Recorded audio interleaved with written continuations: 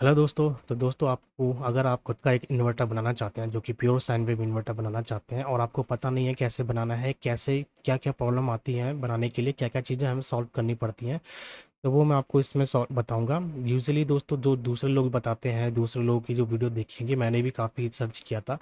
लोग बस डिज़ाइन बना देते हैं, प्रिंट करा देते हैं, फिर कंपोनेंट लगा देंगे और फिर चला के दिखा देंगे, लेकिन एक्चुअली में वो बताते नहीं है क्या चीज़ क्या काम करता है। तो वो मैं इसमें बताऊंगा क्या चीज़ क्या है और क्या प्रॉब्लम हमें फेस करनी पड़ती है, तो वो भी मैं आपको सॉल्व करके बताऊंगा।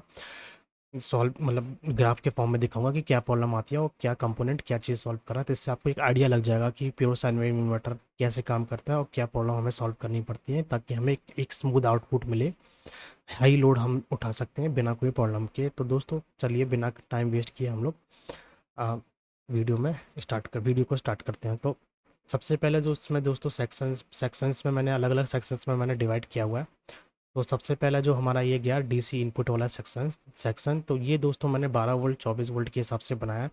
तो 24 वोल्ट में दोस्तों अगर हमें करना है यूज़, तो यहाँ पे एक मैंने एलडीओ लगाया हुआ है 12 वोल्ट का, 15 वोल्ट का। अगर हम लोग 24 वोल्ट का करेंगे तो ये दोस्तों एडिशनल फीचर है, वैसे ज़रूरत नहीं होती, लेकिन अगर आप 24 वोल्ट का बना रहे हो तो 24 वोल्ट के लिए आपको एक एलडीओ लगाना पड़ेगा, क्योंकि ईजीए 002 में हमें 12 से 15 वोल्ट की सप्लाई देनी होती है। 12 से 15 वोल्ट की सप्लाई देनी होती है, तो उसके ऊपर हम दे नहीं सकते। तो अगर हम बात 24 वोल्ट का बना रहे हैं तो 12 वोल्ट का हमें देना पड़ेगा, एलडीओ वाला सर्किट लगाना पड़ेगा। तो ये 5 वोल्ट का एलडीओ लगा हुआ है, जो कि लगाना पड़ेगा, किसी भी केस में आपको यही लगाना पड़ेगा कि 5 वोल्ट की 12 वोल्ट की सप्लाई जाती है ईजीएस 002 में, तो ये 5 वोल्ट 12 वोल्ट के हिसाब से है। ये डीसी इनपुट है, ये बल्क कैपेसिटर है, क्योंकि हाई करंट ड्रॉ कर सकता है, डायरेक्टली हाई करंट ड्रॉ करेगा, तो बल्क कैपेसिटर में से स्मूथली वो निकलता रहेगा। अब नेक्स्ट सेक्शन जो है हमारा अंडर वोल्ट प्रोटेक्शन है, जो कि ऑप्शनल है दोस्तों। Again under voltage protection usually लोग लेड एसिड जब यूज़ करते हैं तब यूज़ करते हैं, क्योंकि लेड एसिड में कोई अंडर वोल्टेज का तो प्रोटेक्शन होता नहीं है, क्योंकि उसमें बीएमएस होता नहीं है, तो लेड एसिड के लिए ये अच्छा है। और बाकी अगर हम लिथियम आयन हो गया, लिथियम फॉस्फेट हो गया, जिसमें बीएमएस लगा होता है, बीएमएस के साथ है, तो इस केस में हमें इसकी वैसे ज़रूरत नहीं है, क्योंकि बीएमएस खुद ही कट ऑफ कर देता है, तो उस केस में हमारे ये कंपोनेंट्स बचे रहेंगे। बाकी ये जो दोस्तों ये है, ये ऑप्शनल है, यहाँ पे जंपर है, अगर आपको इसको बाईपास करना है तो इसको जंप करा देंगे तो ये सेक्शन बाईपास हो जाएगा। तो ये काम कैसे कर रहा है मैं बताता हूँ। हमारा जो भी वोल्टेज हो हमारा जाएगा 12 वोल्ट, 12 वोल्ट 24 वोल्ट जो जाएगा, इसमें होके जाएगा, इसमें चला जाएगा, इसकी वीसीसी पिन में चला जाएगा। अगर 24 वोल्ट है तो इससे 12 वोल्ट जाएगा, इसके में से 12 वोल्ट चला जाएगा, और नहीं तो डायरेक्ट चला जाएगा, जो जो भी डिपेंड करता है हम लोग 12 वोल्ट के साथ, 12 वोल्ट वाला सिस्टम है कि 24 वोल्ट वाला सिस्टम है। तो 12 वोल्ट का जंपर दोस्तों, 12 वोल्ट और 24 वोल्ट का भी जंपर है इसमें। अगर 12 वोल्ट होगा तो डायरेक्टली इसमें चला जाएगा, 24 वोल्ट होगा तो इसमें से होके जाएगा 15, जो हमारा EGS 002 का जो 12 वोल्ट की सप्लाई जो है मॉसफेट ड्राइवर की जो सप्लाई है वो इसमें से होके जाएगी, या तो इसमें से होके जाएगी, वो 12 वोल्ट 24 वोल्ट में स्विच करना पड़ेगा। तो इसमें हम लोग देंगे वीसीसी की सप्लाई, उसके बाद हम देंगे एक दो इसको इनपुट देंगे, एक तो नॉन इन्वर्टिंग देंगे, एक इन्वर्टिंग देंगे, जिसमें से नॉन इन्वर्टिंग वाली जो हमारी रहेगी वो ट्रिम पॉट से होके जाएगी, जिसे हम एडजस्ट करेंगे हमारे हमारे बैटरी के लो वोल्टेज के कट ऑफ में। जैसे 12 वोल्ट है तो 10 वोल्ट में मैं यहाँ पे ट्रिम पॉट में ये प्रीसेट ट्रिम पॉट में मैं सेट कर दूंगा, 11 वोल्ट से नीचे ऑफ हो जाएगा। तो 12 वोल्ट से नीचे जाएगा तो ये BC547 जो है एनपीएम ट्रांजिस्टर है, ये ट्रिगर हो जाएगा, ऑन हो जाएगा, ऑन होके फिर यहाँ पे जो नॉर्मली क्लोज्ड है वो नॉर्मली ओपन हो जाएगा, नॉर्मली ओपन हो जाएगा मतलब कट हो गया, ये कट हो जाएगा, तो यहाँ पे जो हमारा 12 वोल्ट की जो सप्लाई है वो कट हो जाएगी, इससे हमारा मॉसफेट ड्राइवर ऑफ हो जाएगा। तो ये दोस्तों लॉजिक, सिंपल सा लॉजिक है, इसमें कुछ नहीं है। वोल्टेज डिवाइडर लगा हुआ है फिक्स करने के लिए, इसका जो इन्वर्टिंग वाला जो हमारा इनपुट रहेगा वो उसे हमें फिक्स रखना पड़ता है, और एक को हमें वेरिएबल मतलब चेंज करना पड़ता है, ठीक है, एडजस्ट करना पड़ता है, एक को फिक्स रखना पड़ता है, उसके बेस पे वो कंपेयर कराता है। तो ये हमारा हो गया कंप्लीट। अब नेक्स्ट आते हैं हम लोग मॉसफेट पे। मॉसफेट में यहाँ पे दोस्तों, यहाँ पे बहुत सारे कंपोनेंट दिख रहे हैं। ये कंपोनेंट दोस्तों, ये प्रोटेक्शन कंपोनेंट है, ये कंपोनेंट मैं आपको बताऊंगा अब ग्राफ के साथ, क्योंकि ग्राफ में आप इजीली समझ पाओगे। तो EGA 002 हमारा पता है एच ब्रिज पे काम करता है, तो दो लो साइड के, दो हाई साइड के यहाँ पे कनेक्टेड कर दिए हैं मैंने। तो ये हमारे जो है ये गेट रेजिस्टेंस है, गेट रेजिस्टेंस का काम ये है कि जो हमारा EGA 002 जो ड्राइवर मॉड्यूल है, ये जब सप्लाई देगा गेट को ऑन करने, गेट में सप्लाई देगा तो अचानक से हाई करंट ना दे दे, इसके लिए प्रोटेक्ट करने के लिए ये लगा हुआ है। बाकी ये जीना डायोड है, जीना डायोड का काम यह है कि ये बीच बीच में स्पाइक्स भी देता है, कभी कभार जैसे मान लो 15 वोल्ट है, 18 वोल्ट दे देगा, 20 वोल्ट दे देगा, है ना। तो वो 20 वोल्ट के ऊपर ये उसको 20 वोल्ट के ऊपर ये इसको एक्सेप्ट नहीं कर सकता, क्योंकि इसका जो वीजीएस जो रहता है, गेट सोर्स जो रहता है वो 20 वोल्ट का रहता है मैक्सिमम मॉसफेट में। तो 20 वोल्ट के ऊपर जाएगा तो ये ख़राब हो जाएगा। तो 15 वोल्ट का अगर हम जीनो डायोड लगाएंगे तो ये 15 वोल्ट पे क्लेम कर देगा, एक तरीके से प्रोटेक्ट करेगा। एक छोटा सा एलडीओ की तरह काम होता है, लेकिन ये सिंपल होता है, ठीक है। तो ये बार अगर ये गलती से स्पाइक्स दे देगा 12-20 वोल्ट का, तो ये इसको प्रोटेक्ट कर देगा। तो ये जो हमारा जीना डायोड का काम ये रहता है। बाकी ये हमारा टीवीएस डायोड लगा है। टीवीएस डायोड का दोस्तों काम ये है कि जब हम इंडक्टिव लोड हाई लोड चलाते हैं, इंडक्टिव लोड चलाते हैं। इंडक्टिव लोड कौन सा है? जिसमें मोट कॉइल लगी होती है, जैसे कि हमारा फ़ैन हो गया, मोटर हो गया, पंप हो गया, है ना, जिसमें कॉइल लगी होती है। तो उसमें क्या होता है दोस्तों, आपको पता है जनरली इंडक्टर काम कैसे करता है? वो अपने जो रिंग है, उसकी जो कॉइल है, उसमें मैग्नेटिक फील्ड की तरह एनर्जी स्टोर करता है। फिर जैसे उसको ऑफ करते हैं तो वो मैग्नेटिक फील्ड को रिलीज़ कर देता है सेम पाथ पे। जिससे क्या होता है कि एकदम से रिलीज़ कर देगा, जिससे जो वोल्टेज है वो 4 गुना बढ़ जाता है, ठीक है। एकदम से छोड़ता है तो 4 गुना वोल्टेज वो वापस लौटा देता है। तो अगर अगर ये वापस लौट के आ जाएँगे, जैसे मान लीजिए इसका जो voltage gate source drain source का जो उसका मान लीजिए 100 वोल्टेज है, ठीक है। 100 वोल्टेज ड्रेन सोर्स का इसका कैपेसिटी है। अगर मान लीजिए 200 वोल्ट का इसका फ्लाईबैक में आ गया, लौट के आ गया इंडक्टर से, तो ये ख़राब हो जाएगा। इसके अंदर की जो जो सिलिकॉन के जो पार्टिकल हैं वो ख़राब हो जाएँगे। तो उससे हमें बचाने के लिए ये जो टीवीएस डायोड है ये सप्रेस करे, ये भी क्लेम कर देता है, ये हाई वोल्टेज को क्लेम कर देगा कि एक लिमिट वोल्टेज के ऊपर जाएगा तो उसको बाईपास कर देगा, उसको शॉर्ट टर्म के लिए। और ये बहुत हाई हाई स्पीड होते हैं दोस्तों, बहुत हाई स्पीड के होते हैं, तो ये तुरंत की तुरंत रिएक्ट करते हैं, ठीक है। तो ये हमारा सबसे इंपॉर्टेंट है दोस्तों प्रोटेक्ट करने का। मैं आपको अभी ग्राफ दिखाऊंगा। साथ में दोस्तों ये स्नेवर सर्किट है। ये स्नेवर सर्किट का काम क्या होता है? रिंगिंग फॉर्मेशन होता है। जैसे कि मैं आपको फोटो दिखाता हूँ। ये दोस्तों, ये जो दिख रहा है दोस्तों, ये इंडक्टर लोड जब चलाते हैं तो इस तरीके का कुछ ग्राफ बनता है। तो इंडक्टिव लोड चलाता है तो ये जो दिख रहा है दोस्तों आपको, ये दिख रहा है दोस्तों, ये जो वोल्टेज दिख रहा है, ये बहुत बड़े बड़े वोल्टेज ऐसे आता है। तो ये हमारा टीवीएस डायोड जो है वो इसको इसको बाईपास कर देगा। तो इसको बाईपास कर देगा तो बहुत बड़े बड़े जो आते हैं उनको बाईपास कर देगा। तो उससे हमारा जो मॉसफेट है वो बचा रहेगा। उसके बाद ये छोटे छोटे रिंगिंग फॉर्मेशन हो रहे हैं। तो ये स्नबर सर्किट क्या करता है? स्नबर को छोटा कर देता है। जो भी आप उसमें कैपेसिटर, डायोड और रेजिस्टर लगाओगे उसके हिसाब से ये छोटा कर देगा। दोस्तों ये तो हम एलिमिनेट तो कर नहीं सकते, बस हम कोशिश कर रहे हैं कि हमारे मॉसफेट की जो कैपेसिटी है उसके अंडर में आ जाए, ताकि हमारा मॉसफेट ख़राब ना हो। तो उसके लिए हम यहाँ पे आरसीडी लगाते हैं। इसमें क्या होता है, इसका लॉजिक मैंने समझा दिया। बड़े बड़े वोल्टेज के जो स्पाइक्स आते हैं उसको ये एलिमिनेट कर देता है, बाईपास कर देता है। कुछ समय के लिए करता है दोस्तों, बाकी कॉन्स्टेंटली आएंगे, बहुत फ्रीक्वेंटली आएंगे तो हो सकता है कि ये फेल हो जाए। तो उस केस में क्या होगा, ये हमें मदद करेगा कांस्टेंट के केस में। तो ये काम कैसे करता है दोस्तों?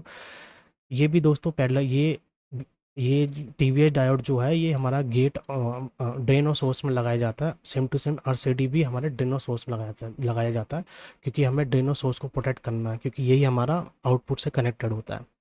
तो तो अब ये काम कैसे करता है? यहाँ पे जो रजिस्टर है दोस्तों, ये आपको ज़्यादा वाट का रजिस्टर लगाना पड़ता है। क्यों लगाना पड़ता है? क्योंकि जो ये जो स्पाइक्स जो जनरेट हो रहा है ना दोस्तों, इसे हम करते हैं कैपेसिटर में स्टोर। इस कैपेसिटर में स्टोर कराते हैं। उसके बाद इससे हम उसको बर्न कर देते हैं, मतलब रिलीज़ करा देते हैं। रेजिस्टेंस से हम लोग इसको, जो उसमें स्टोर होता है उसको हम लोग वेस्ट करा देते हैं। तो इससे क्या होगा कि ये कॉन्स्टेंटली काम करता रहेगा, जिसकी वजह से ये हीट होने के चांस होते हैं। तो इसीलिए हमें हाई वाट का लगाना पड़ता है। तो मतलब क्या हो रहा है, जैसे हाई वोल्टेज आया, स्पाइक आए तो कैपेसिटर फिर क्या करेगा, उसको फिर रजिस्टर को दे देगा, रजिस्टर उसको फिर रिलीज़ कर देगा, मतलब बर्न कर देगा, ठीक है, मतलब डिस्चार्ज कर देगा कैपेसिटर को। ऐसे करके फ्रीक्वेंटली चलता रहता है, जिससे हमारा जो रिंगिंग है वो छोटा हो जाता है, हमारे मॉसफेट के रेंज के अंदर आ जाता है, जिससे हमारा मॉसफेट प्रोटेक्ट रहता है। तो दोस्तों सारे मॉसफेट में एक एक लगाना ज़रूरी होता है ये। तो इससे दोस्तों क्या होता है, ये जो इससे दोस्तों आपका प्रोटेक्ट सर्किट जो है प्रोटेक्ट हो जाता है, लेकिन इससे थोड़ा सा महंगा, खर्चा ज़्यादा हो जाता है, क्योंकि ये कंपोनेंट थोड़े से महंगे आते हैं। ये जो दोस्तों कैपेसिटर लगा है, ये कैपेसिटर हमको ये हमें X7R का कैपेसिटर लगाना पड़ता है, वो लगाएंगे ज़्यादा बेटर है। वैसे सिरेमिक भी लगा सकते हैं, लेकिन सिरेमिक का दोस्तों क्या रहता है, सिरेमिक हाई टेम्परेचर पे नहीं कर सकता काम, लेकिन X7R जो है टेम्परेचर पे, हाई टेम्परेचर पे भी अच्छे से स्मूथली काम करता है, तो ख़राब होने के चांसेस कम रहेंगे। तो ये हमारा दोस्तों हो गया सेक्शन, ठीक है। अब एच ब्रिज जब हम लोग कर रहे हैं, अब देख दोस्तों, जब हमारा जो मॉसफेट जो ड्राइव होता है, तो ये दोस्तों प्योर साइन वेव इन्वर्टर नहीं, प्योर साइन वेव नहीं जनरेट करता, ये पीडब्ल्यूएम के फॉर्म में जनरेट करता है। तो पीडब्ल्यूएम फॉर्म हमारा कैसा हो गया, पीडब्ल्यूएम फॉर्म हमारा ये जो स्क्वायर वेव दिख रहा है ये ऐसे हो गया, ठीक है। तो ये क्या करता है, ये टाइम के संग इसकी जो विड्थ होती है, पल्स विथ मॉड्यूलेशन जो होता है, वो टाइम के संग बढ़ती जाती है, बढ़ती रहती है, बढ़ती रहती है, उसके बाद मैक्सिमम पे जाके फिर छोटी छोटी छोटी होती रहती है। तो उससे अगर हम ग्राफ जनरेट करेंगे तो ये प्योर साइन वेव नहीं है, लेकिन इसको हमें फ़िल्टर कराना पड़ेगा, ठीक है। अब ये जो PWM जो जो EGA002 है, वो ये जनरेट करेगा, ये वाला सिग्नल जनरेट करेगा स्क्वायर वेव में। अब हमें इसको स्मूथ करना पड़ेगा। स्मूथ हम लोग कैसे करेंगे, स्मूथ करेंगे हम लोग LC फ़िल्टर लगा के, मतलब इंडक्टर और कैपेसिटर का फ़िल्टर लगाएंगे, तो फिर स्मूथ हो जाएगा, ठीक है। EGA002 इस टाइप का स्क्वायर वेव जनरेट करता है, फिर LC फ़िल्टर लगाएंगे तो ये ऐसे स्मूथ हो जाएगा, ऐसे स्मूथ हो जाएगा, ठीक है। तो इसका जो आउटपुट रहता है, जो मिड पॉइंट जो रहता है और गेट जो रहता है, मिड पॉइंट जो हो गया और ग्राउंड जो हो गया, वो हम इससे कनेक्ट कर देते हैं।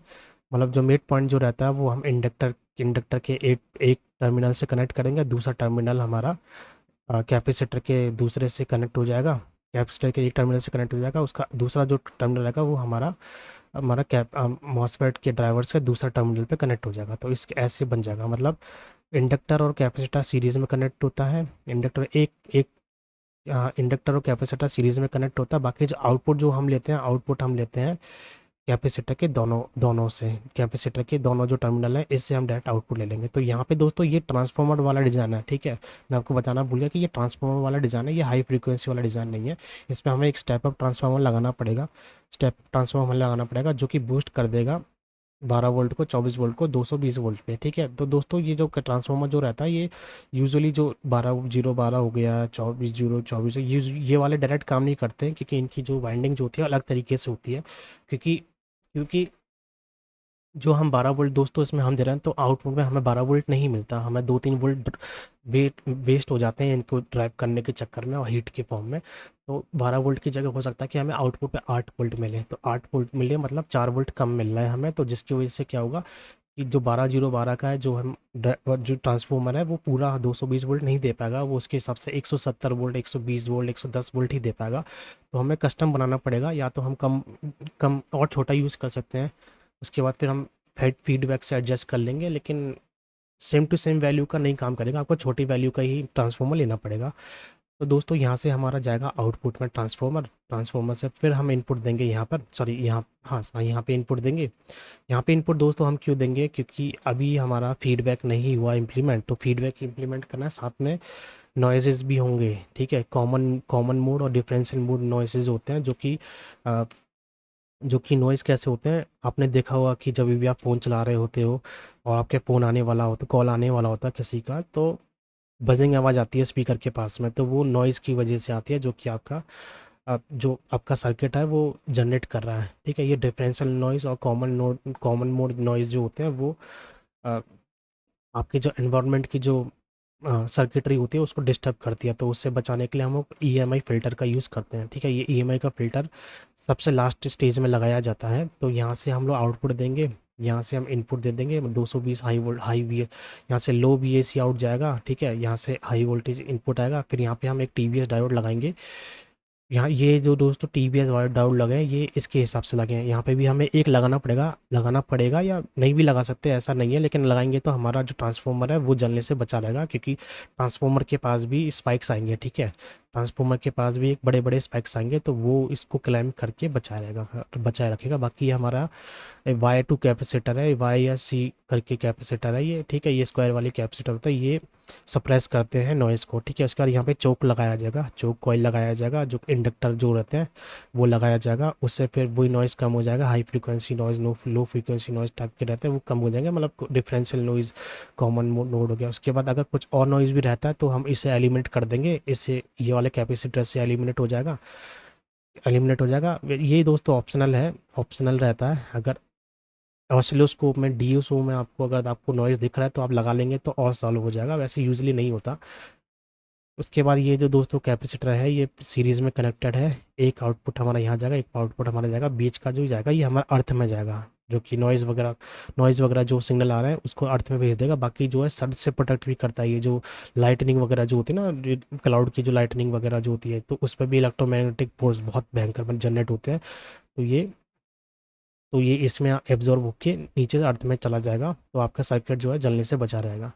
तो ये दोस्तों बहुत इंपॉर्टेंट फीचर रहते हैं, ये कोई बताता नहीं है आपको, तो मैं आपको बता रहा हूँ कैसे कि ये इंपॉर्टेंट रहते हैं आप। और ये इससे आपका बहुत अच्छा मतलब सिस्टम डिज़ाइन हो जाएगा, आपका मॉसफेट ख़राब होने के चांसेस बहुत कम हो जाएंगे। नहीं तो आप यूजुअली देखोगे जो भी यूट्यूब में डालते हैं वीडियो, कुछ कुछ तो हीट सिंक के ऊपर ही लगा देते हैं, उसके बाद वो बल्ब चला के दिखा देंगे। वो फ़ैन नहीं चला पाएंगे क्योंकि फ़ैन लायक है ही नहीं। अगर फ़ैन चलाएंगे तो उसका इंडक्टिव लोड पड़ेगा, मॉसफेट हाल ख़राब हो जाएंगे। तो मॉसफेट बचाने के लिए हमें ये सब सर्किटरी की ज़रूरत पड़ी रहती है। अगर आपको लॉन्ग टर्म के लिए यूज़ करना है तो ये सर्किटरी आपको लगानी पड़ेगी, नहीं तो आपके आपके अगर आपने थोड़ा सा भी ऊंच नीच कर दिया, आपने लोड ऊपर नीचे कर दिया, तो आपका पूरा ख़राब हो जाएगा सिस्टम। उसके बाद दोस्तों इसका जो आउटपुट है, एसी का जो आउटपुट है, वो हम जाएंगे वोल्टेज डिवाइडर में, जो कि कर देगा उसको 5 वोल्ट 3 वोल्ट के आसपास। उसके बाद हम इसको दे देंगे ब्रिज रेक्टिफायर को, उसको डीसी में कन्वर्ट कर देंगे। उसके बाद फिर ये कैपेसिटर में स्मूथ कर देंगे, क्योंकि अभी ऐसे ऐसे फॉर्म में डी रेक्टिफाई करना, तो अभी वो स्मूथ कर देगा, उसको स्मूथ कर देगा। उसके बाद हमारा एक हमारा ट्रिप प्रीसेट के पास जाएगा, प्रीसेट के पास जाएगा, उसकी मतलब कनेक्शन उसके प्रीसेट के पास जाएंगे, प्रीसेट के पास जाएंगे। उसके बाद रजिस्टर के पास जाएंगे, क्योंकि ऑप्टो कपलर है, ऑप्टो कपलर के अंदर एलईडी लगी होती है दोस्तों, ठीक है। एलईडी लगी होती है तो हमें करंट लिमिटिंग रजिस्टर लगाना पड़ेगा, करंट लिमिटिंग रजिस्टर लगाना पड़ेगा। करंट लिमिट कर देगा, जिससे हमारा जो एलईडी ऑप्टो कपलर का एलईडी जो है वो जलने से बचा रहेगा, खराब होने से बचा रहेगा। तो हम लोग एडजस्ट करेंगे प्रीसेट से कि कितना वोल्ट हमें आउटपुट में चाहिए, तो उस हिसाब से वो फ्रीक्वेंसी एडजस्ट करता रहेगा EGS 002 की। यहाँ पे जो आउटपुट हमारा पिन है, आउटपुट हमारा 5 वोल्ट से एक टर्मिनल उसका 5 वोल्ट से कनेक्ट होगा, दूसरा टर्मिनल रजिस्टर से कनेक्ट होगा, फिर रजिस्टर से कनेक्ट होके हमारा चला जाएगा फीडबैक के पिन में, EGS 002 की फीडबैक में चला जाएगा। तो ये हमारा फीडबैक हो गया। फीडबैक का काम सिंपली है दोस्तों, अगर वोल्टेज कम आ रहा है या वोल्टेज ज़्यादा हो रहा है तो ये एडजस्ट कर देगा अपने हिसाब से, ठीक है। तो इसकी भी एक कैपेसिटी रहेगी दोस्तों, इसकी भी कैपेसिटी, ऐसा नहीं है कि ये 0 वोल्ट से 220 वोल्ट पहुँचा देगा, नहीं, इसकी भी कैपेसिटी रहेगी, जो उसकी कैपेसिटी के हिसाब से वो ऊपर नीचे कर सकता है। तो जो मैंने बताया ना आपको, ट्रांसफार्मर, आपको एक ऐसा ट्रांसफार्मर चूज़ करना पड़ेगा, बनाना पड़ेगा, जो कि फीडबैक एडजस्ट कर पाए उसको, ठीक है। जैसे मान लीजिए 220 वोल्ट अगर आपको निकालना है, तो मान लीजिए फीडबैक जो है लगभग 20 वोल्ट प्लस माइनस में एडजस्ट कर सकता है, तो आप 200 वोल्ट तक ले सकते हैं, ठीक है। 200 वोल्ट का एक ट्रांसफार्मर बना सकते हैं, मतलब बनाना तो आपको 220 का ही है, लेकिन 200 अगर वो 200 पे चल रहा है तो उस पर हम 220 वोल्ट इससे एडजस्ट कर सकते हैं, लेकिन ज़्यादा एडजस्ट नहीं कर सकते, कि इसकी भी एक लिमिट है। तो उस हिसाब से हमें ट्रांसफार्मर बनाना पड़ेगा। तो अब नेक्स्ट जो हमारा सेक्शन दोस्तों होता है, नेक्स्ट हमारा होता है संट। यहाँ पे दोस्तों संट का मैंने दे रखा है। यहाँ पे हमें संट लगाना पड़ेगा, क्योंकि दोस्तों क्योंकि हमें पता है कि ये जो हम कंपोनेंट लगा रहे हैं, इन कंपोनेंट की एक लिमिटेशन है, ठीक है। जैसे इंडक्टर है, ठीक है। अब जैसे मान लीजिए आपको 1000 वॉट का आपको इन्वर्टर बनाना है, तो 1000 वॉट के हिसाब से आपको कंपोनेंट लगाने पड़ेंगे, ठीक है, कंपोनेंट लगाने पड़ेंगे। तो 1000 वॉट के हिसाब से कंपोनेंट महंगे पड़ेंगे, ठीक है, महंगे पड़ेंगे और लगाने पड़ेंगे। तो उस 1000 वोल्ट का अगर आपने कंपोनेंट लगाया हुआ है, तो आप उससे 2000 वोल्ट नहीं चला सकते। चला सकते हो, ऐसा नहीं है चला, लेकिन जल जाएगा, क्या फ़ायदा होगा, जल जाएगा। मॉसफेट की उतनी कैपेसिटी है, मॉसफेट बोल रहा है कि मैं सिर्फ 1000 वोल्ट दे सकता हूँ, आप दिल्ली कान ले उसको 2000 वोल्ट। तो आज से आपके मॉसफेट ख़राब हो जाएंगे, ये डायोड ख़राब हो जाएगा, हो सकता है ये बोर्ड भी ख़राब हो जाए, तो बड़ा खर्चा बैठेगा।